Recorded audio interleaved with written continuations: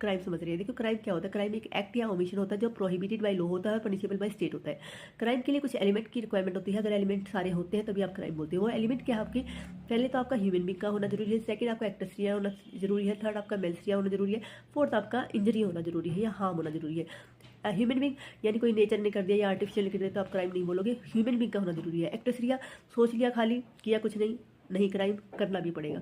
Third आपका है कि मेल्सरिया, कुछ कर दिया, कुछ इच्छा नहीं थी, वॉलंटरी नहीं किया, कोई दबाव में किया या आपको पता ही नहीं था, नहीं है क्राइम। आपको पता हो, आप वॉलंटरी कर रहे हो, तभी आपका क्राइम है।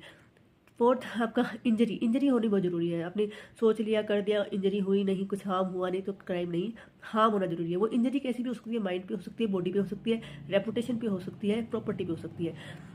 जब भी हम कोई ऐसा कुछ प्रोहिबिटेड बाय लॉ है कुछ जिसको करते हैं जो पनिशेबल बाय स्टेट है, पनिशमेंट किसी भी कैसी भी हो सकती है आपकी, वो आपकी डेथ पेनल्टी भी हो सकती है, लाइफ इम्प्रिजनमेंट में हो सकती है, प्रिजनमेंट भी हो सकती है, आपका फाइन भी लग सकता है, या आपको प्रोबेशन या कम्युनिटी सर्विस के लिए भी हो सकता है।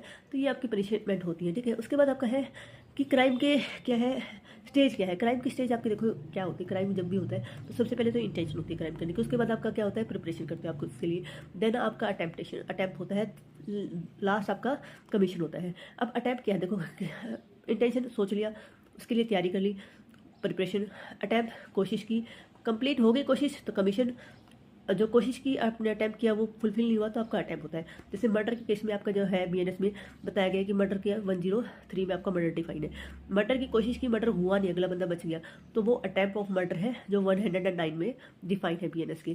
तो ये आपकी स्टेज है। उसके बाद रीज़न आता है कि कोज क्या है इसके क्राइम के, कि क्यों होता है क्राइम, मतलब सोसाइटी के अंदर क्राइम है क्यों, इसके क्या रीज़न है। तो इसकी रीज़न देखो आपके पास है, पॉवर्टी होता है, अनएम्प्लॉयमेंट होता है, पीयर प्रेशर होता है, सोशल फैक्टर होते हैं आपके, सोशल इनइक्वालिटी होती है आपकी, फैमिली प्रॉब्लम्स होती है, फैमिली इलिट्रेशन है, अनएम्प्लॉयमेंट है, ड्रग और अल्कोहल एडिक्शन होता है, उसके बाद social inequality, physical factor, mind mental disorder, कितने सारे फैक्टर हैं, बायोलॉजिकल फैक्टर, तो बहुत सारे फैक्टर हैं जिसकी वजह से आपके कैरेक्टरिस्टिक्स की बात करें तो देखो क्राइम क्या है, क्राइम सोशल रॉन्ग है जो इफेक्ट करता है सोसाइटी को और जो पनिशेबल बाय लॉ होता है, और टाइम के साथ ये चेंज होता रहता है, टाइम के साथ चेंज हो रहा है, मतलब सोसाइटी के साथ और टाइम के साथ ये चेंज होता रहता है। उसके बाद इसके अंदर इंटेंशन इन्वॉल्व होती है, तो मेन ये कैरेक्टरिस्टिक है इसके अंदर क्राइम के अंदर। उसके बाद करें क्राइम की जो थ्योरीज है ऑफ कोजिशन ऑफ क्राइम की, वो देखो सबसे पहले है बायोलॉजिकल थ्योरी, देन आपकी है साइकोलॉजिकल थ्योरी, सोशियोलॉजिकल थ्योरी और इकोनॉमिकल थ्योरी।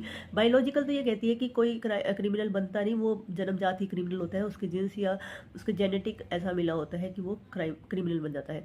देन आपका होता है इकोनॉमिकल थ्योरी की, इकोनॉमिक कंडीशन ऐसी होती है वो अपनी बेसिक नीड्स पूरी नहीं कर पाता तो वो क्राइम की साइड चला जाता है। थर्ड आपका साइकोलॉजिकल, कि बंदे का बिहेवियर, बंदे का माइंडसेट तो ऐसा होता है कि उसको बुरी चीज़ अच्छी लगती है तो इस वजह से वो क्रिमिनल बनता है, ठीक है, क्राइम करता है।